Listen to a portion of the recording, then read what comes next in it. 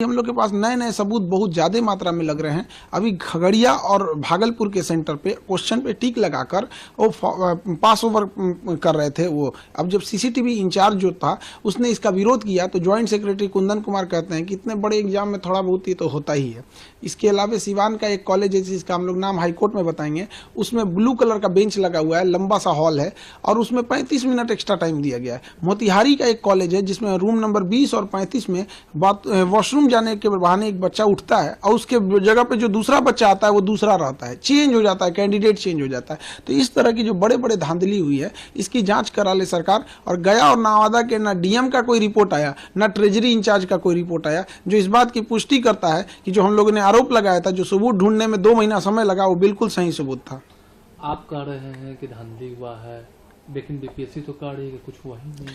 BPSC ही main culprit है। दुनिया का कौन चोर कहा है कि हम चोरी किए हैं?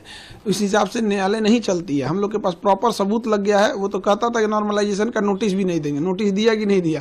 वो तो कह रहा था बापू परीक्षा परिसर वाले सब उपद्रवी हैं, दोबारा एग्जाम लिया। इतना झूठा है, कहता है कि हम नॉर्मलाइजेशन नहीं करेंगे। अब 22 सेंटर पर दोबारा एग्जाम लेकर नॉर्मलाइजेशन थोप दिया। इसका कोई इसकी मिली भगत है सब कुछ। आप 13 तारीख को परीक्षा लेते हैं, उसमें 6% रिजल्ट होता है और 4 जनवरी को परीक्षा लेते हैं, उसमें रिजल्ट हो जाता है 19%। हम लोग पे कितना केस मुकदमा किए, कितने एफआईआर किए, वकीलों का चक्कर लगा लगा के हम लोग परेशान हैं, कोर्ट का चक्कर लगा लगा के। और प्रशासन का यही रवैया रहा तो अब हम भी वकालत करने जा रहे हैं। अब अपना केस खुद लड़ेंगे। 5 गो 7 गो एफआईआर करके रख दिए हैं लोग। जिसको देखो एक उधर से नोटिस थमा देता है, एक इधर से नोटिस थमा देता है। राजनीतिक पार्टी वाले भी धमकी देने लगते हैं कि एफआईआर होगा।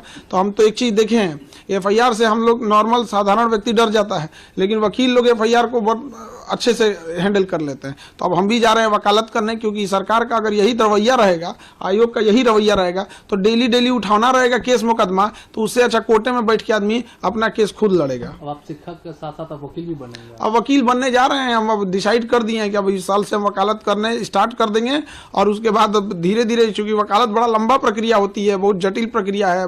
भारत में वकीलों की कोई कमी नहीं है, एक से एक विद्वान वकील है।